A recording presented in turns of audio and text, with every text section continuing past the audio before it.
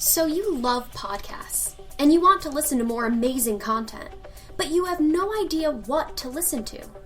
And your friends keep telling you about great episodes, yet you can never remember what they told you. Well, here's the answer. Good Pods.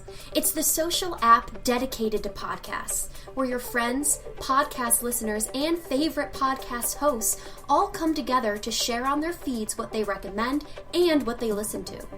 You can connect to others, bookmark episodes, start a conversation about the episode, connect to the hosts, and most importantly, listen to great podcasts right in the Good Pods app. Download Good Pods wherever you get your apps and start sharing with a community that loves to listen. Good Pods, it's where to connect and listen. Get ready to thrive loud with Lou Diamond. Hey, Thrive Loud fans, Lou Diamond here. Before we get to our special episode here on Thrive Loud, pulled from Bedside Readings' Authors That Thrive podcast, I wanted to do a little catch-up as we are here in early April in quite an interesting time during the time of coronavirus. COVID-19 is sweeping the nation, unfortunately, and has become an integral part of our lives. Social distancing, shelter in place, quarantining, whatever word you want to come up with, and all the other Zoom calls, virtual happy hours, and other things that you're going with. So hopefully these podcasts are educating you, inspiring you, and helping you move forward during this time. Let's do a quick rewind here. We've had a pretty fun last few episodes since the last time I came on and gave an update here. This goes back, I guess we got to go back to we did a March Madness episode. Late in March Madness, I had Tony Chapman on. Tony and I actually talked about what we thought the tournament could have been, because right at that time they had canceled all of the games, and our dealing with what life would be like without sports, which actually spawned a new podcast out of Thrive Loud, Diamond Cuts Money Talks. Guest on the show, Evan Money, and I got together and we put together a show about life, leadership, the NFL, and other sports. Go check it out on Good Pods. You can go search for me at Thrive Loud on Good Pods, and you'll find Diamond Cuts Money Talks. It's a fun show, a little good distraction for you. We had Mike Vulcan on, the Vulcanator. Holly Mignosi talked about Embody and body movements, and we had a great IQ test I took there. We had Jeffrey Cooper from the Bedside Readings Authors That Thrive show. And then there was an episode with Evan Money, Life is Tremendous. Got him as a guest on the program. He's quite an amazing individual. And he and I are a lot of fun on that Diamond Cuts Money Talks show. So get a chance to check that out as well. We also had the most inspiring conversations this most recent week as well.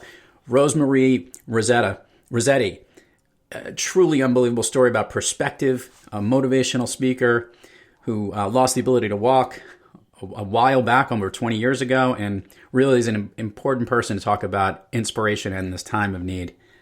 Denise Gosnell, The Vacation Effect, great conversation with her. Loved talking with her about how to work more efficiently and her amazing philosophy.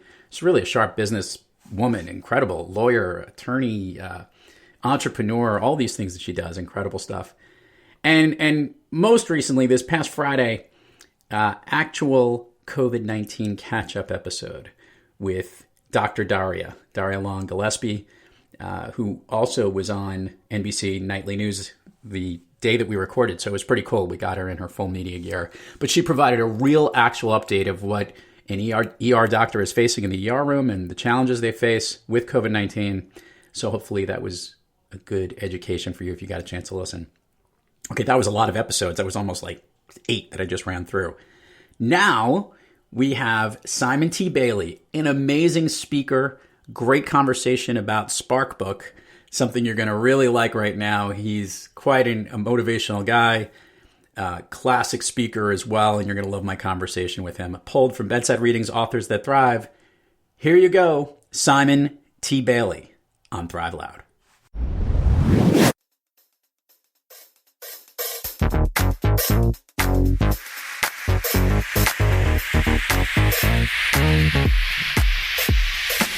Welcome to Bedside Readings, Authors That Thrive.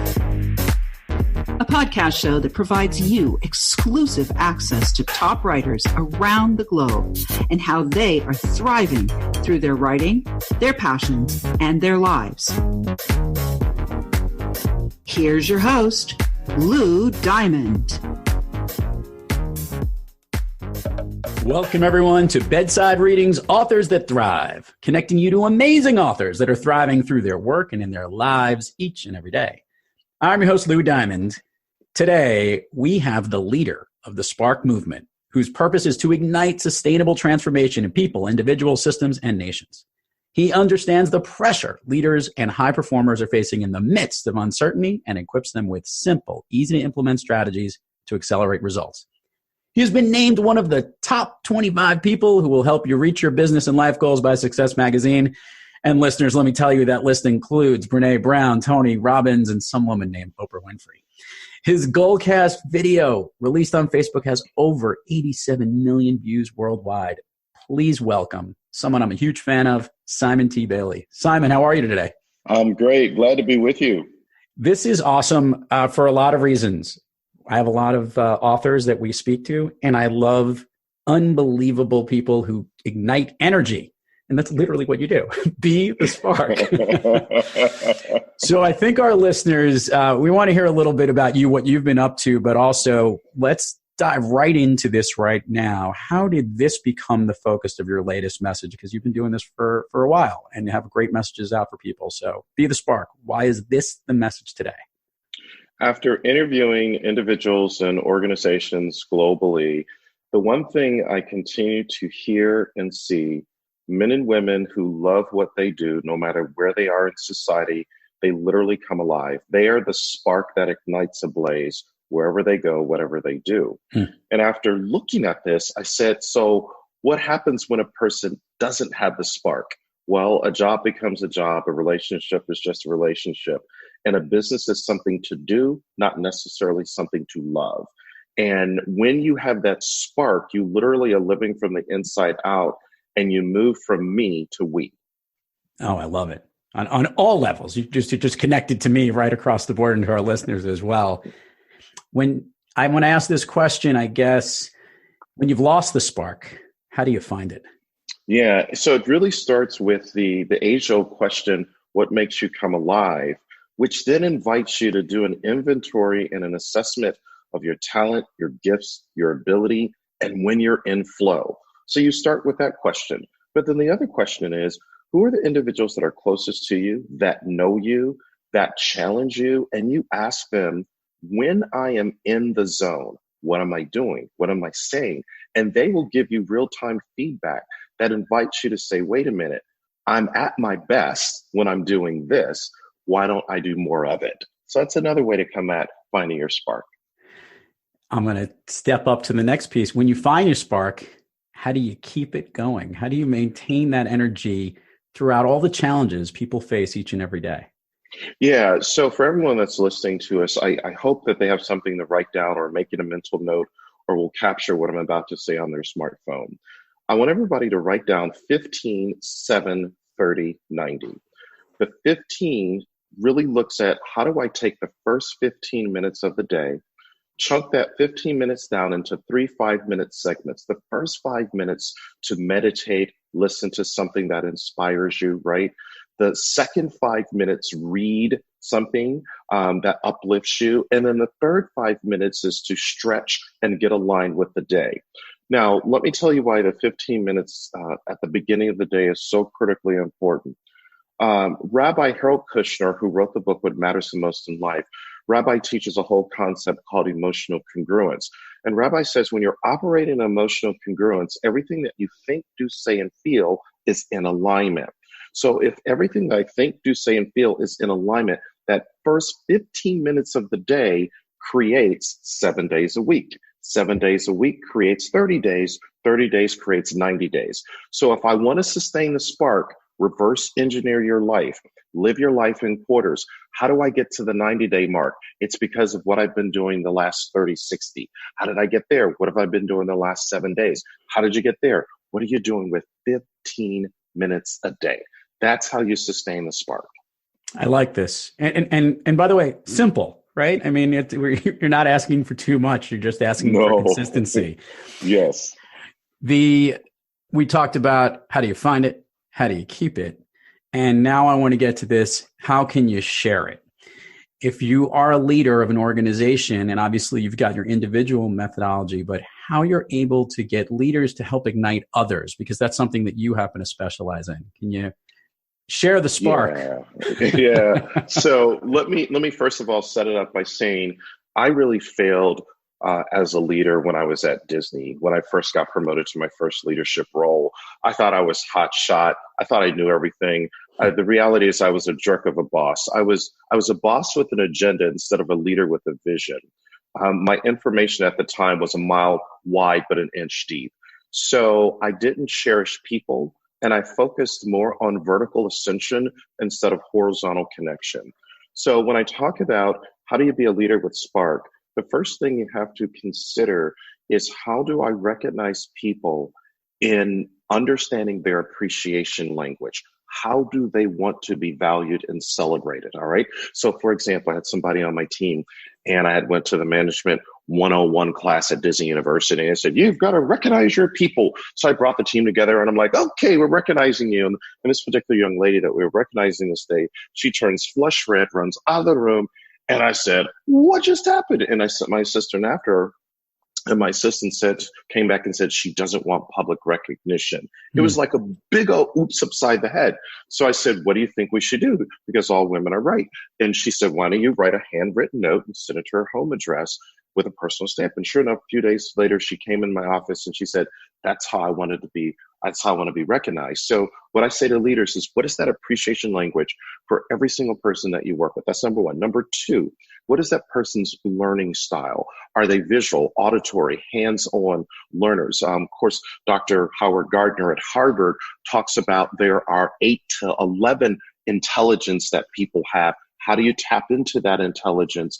Because you want that person to learn, unlearn, and relearn. But if a person is not learning, they're not maintaining that spark. So they will show up, the lights are on, but nobody's at home.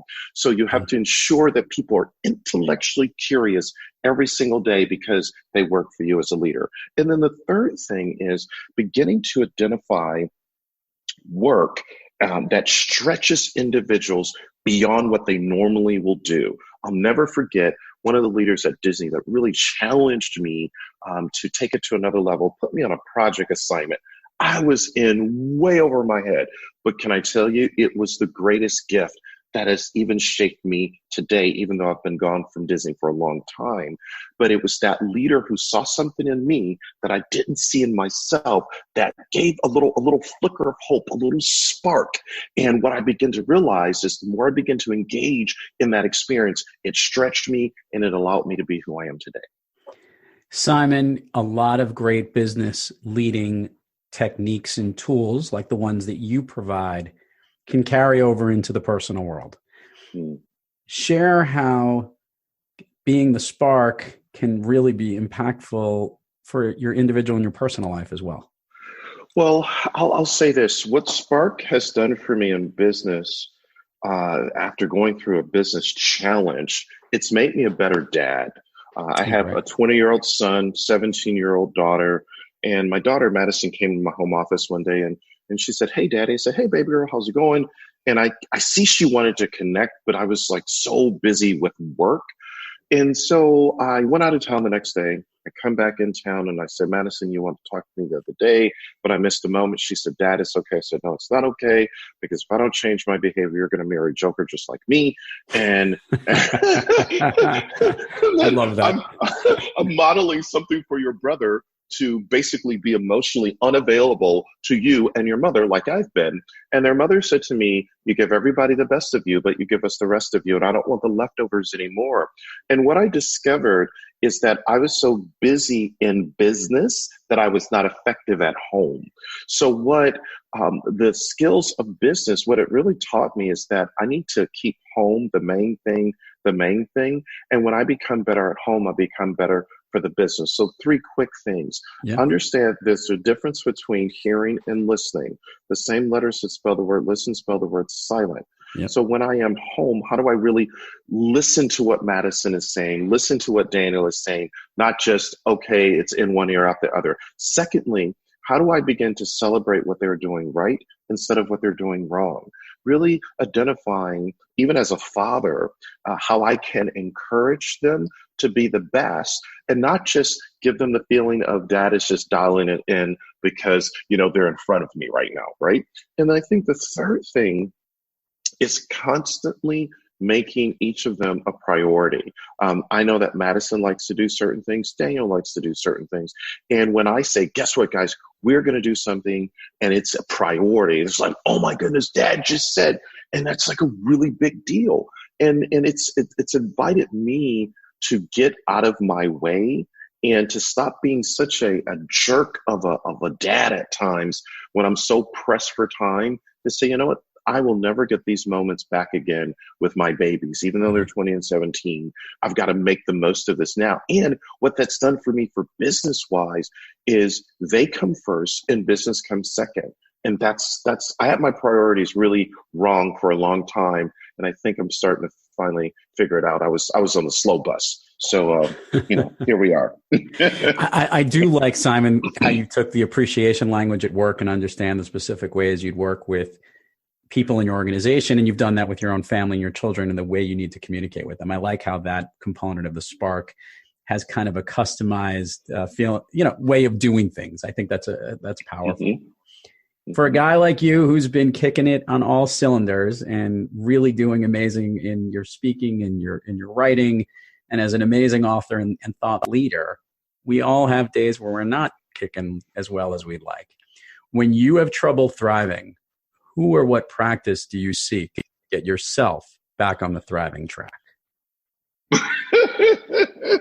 I'm gonna mention something that is just so crazy and simple, but I will go to the movies in the middle of the afternoon when, let's say, I've had a meltdown in the morning, and I will get a big old bucket of popcorn and we'll find obviously a comedy movie and we'll go into the theater and laugh out loud. I don't care who's in the theater. I don't care. They don't know me. I don't know them. I'm with my popcorn. I'm totally inappropriate. My feet are kicked up on the chair and I'm laughing out loud. It is the best stress relief. That is amazing. Let's just talk about it. And the next time I go to the theater, I'm like, who's the guy with the feet up and munching on the popcorn and being inappropriate? It's Simon. I knew it. And laughing out loud. Oh, that's amazing. That's spectacular. Well, we need to kick back on those moments that are totally, just make us turn off our brain, right? And that's a great way to do that. Yes. As you're looking forward to everyone with the spark is always trying to figure out, obviously, how to keep that thing going, but also what the next big thing is for you personally or professionally. What are the big goals you've got coming up in the next year or so? Where are you looking to take things? Because you're always thinking about taking it to the next level.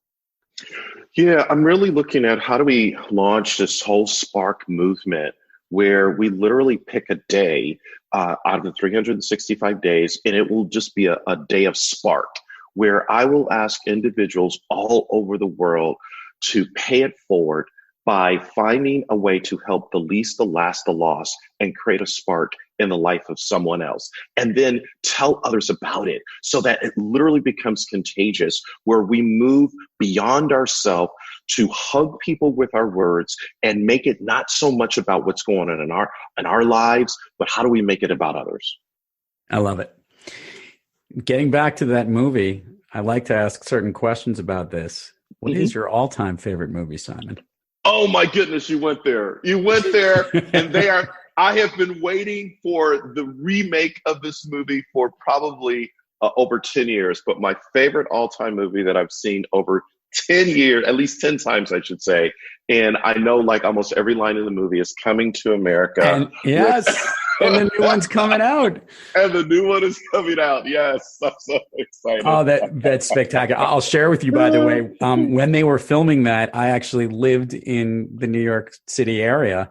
And one of my very close friends one day goes, I don't know what's going on with the Wendy's over there, but there's a weird McDonald's logo going up. So, oh, wow. that was the movie. That's funny.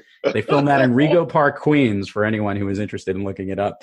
The barbershop scenes are still my favorite. That and the church scenes are yes, priceless, absolutely priceless. One of my all-time favorites. Let's go bring this, the big takeaway you want your readers and these listeners that are checking you out right now to get from Be the Spark. The one thing that I guess when you wrote this book, the one key message you wanted people to take away.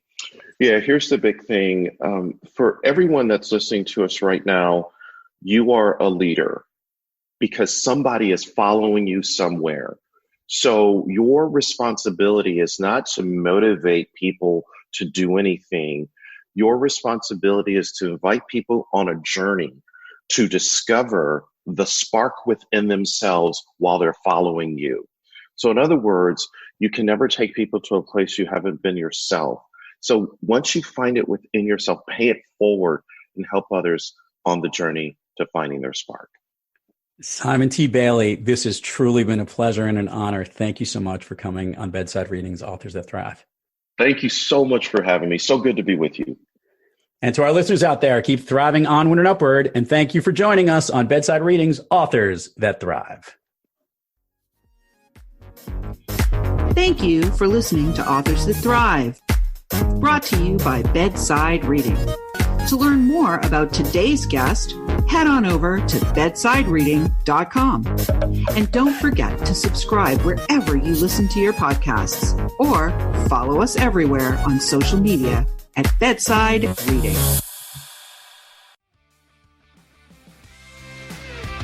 You've been listening to Thrive Loud with your host, Lou Diamond. Check us out on the web at thriveloud.com and follow us on Instagram, LinkedIn, Twitter, and Facebook at Thrive Loud. And check us out on the Good Pods app at Thrive Loud, where you can follow, listen, and connect directly to Lou and all of the Thrive Loud episodes. Thanks for listening.